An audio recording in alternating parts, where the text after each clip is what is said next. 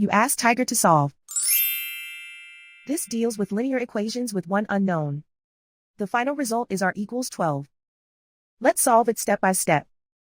Group all constants on the right side of the equation. Add 1 to both sides. Simplify the arithmetic.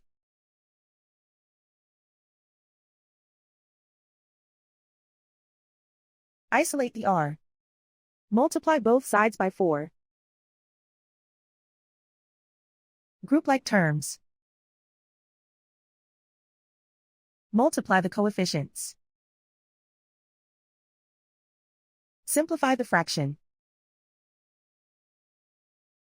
Simplify the arithmetic. And so the final result is r equals 12.